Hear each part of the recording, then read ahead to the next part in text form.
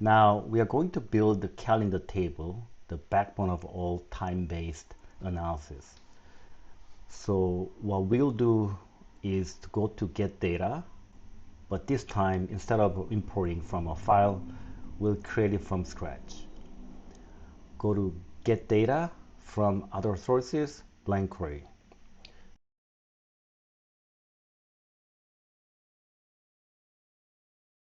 Let you rename the query properly. I like it, call it simply calendar. Always name it clearly so you can recognize it easily in your model later. Now what we need here is an M script that generates a date table. So I'll open my reference file, press Ctrl A, Ctrl C to copy the entire code, and then come back here and then press Ctrl V to paste it in. If Power Query says no syntax errors have been detected, we are good to go. This is how you build the calendar table step by step. Once you're done, go to Home, Close and Load, and just like before, choose only Create Connections and add this data to the data model. So now we've got the calendar table set up.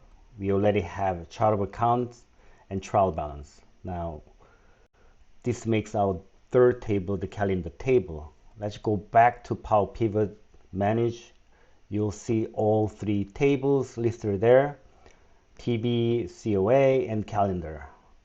The calendar table must be recognized as the official date table in the model. So here's how you do that. Go to the Design tab in Power Pivot. There's an option called Mark as a Date Table. Click on it. When the dialog box appears, Power Pivot will ask which column represents your date. It should automatically detect the column named date, but if not, you can manually select it. Once you select it, click OK, and that's it. Excel and data model now officially know that this is your date table.